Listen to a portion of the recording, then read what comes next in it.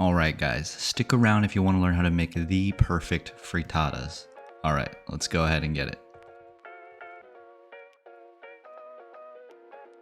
So grab your bacon or protein of choice. Bacon is kind of my go-to. If you got pancetta, that's good. 4 to 9 eggs. So typically frittatas are thick and they use a lot of eggs. However, I'm using 4 because I'm eating by myself. So let's get our black pepper and salt in. Let's get our 5 to 8 pinches of granulated garlic powder, how you doing, into the eggs. And then 2 to 4 shots of buttermilk, heavy whipping cream, or whole milk. And totally optional, 1 to 4 shots of Tabasco. I like a kick and everything, that's why I do it. Whisk it up, beat the shit out of those eggs. Let's get it going. How you doing? Look at that. Perfect, nice and yellow, good colored eggs going.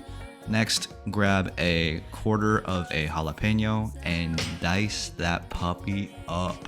Dice it up, guys. It's a dice game. Let's do this. Everything is going to be diced in this dish pretty much. So go ahead and dice that up.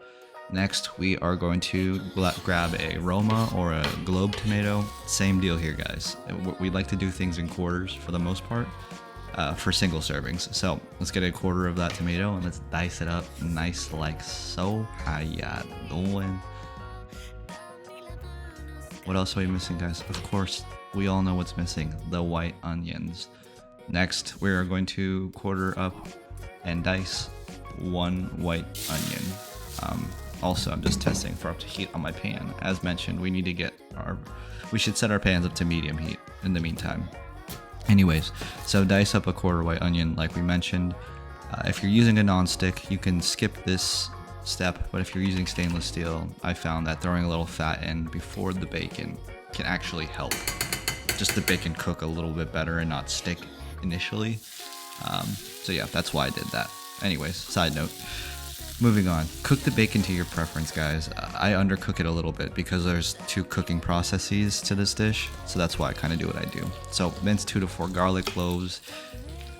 Don't watch this channel, guys, if you don't like garlic. That's all I'm saying. I gotta be brutally honest. Who doesn't like garlic? It makes everything better, right?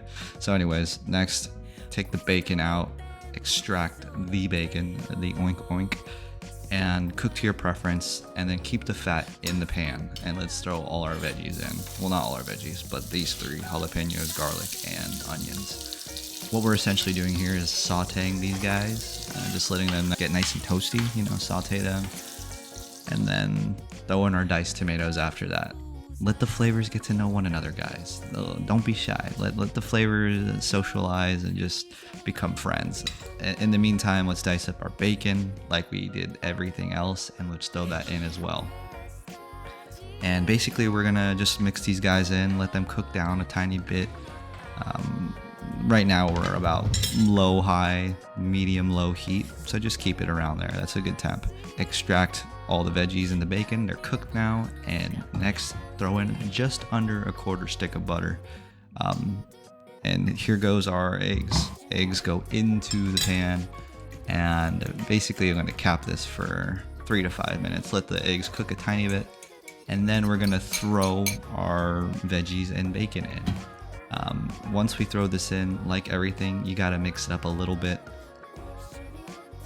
Yeah, you can kind of do this part how you might want to, but yeah, I just mix it up like so, and then cap it and cook it for 7 to 15 minutes. I know some traditional frittata recipes, we finish this part off in the oven. You can do that too, but I'm doing it on a stovetop, and if that's the case, you can just cap it for 7 to 15 minutes. The range is because sometimes if you use 9 eggs, like a normal frittata, like the really thick normal ones, it's better. And finish with a boom bada beep boop bop garnish of cheese. But anyways, plate and enjoy. Please like, comment, subscribe. Thanks so much, guys. Cheers.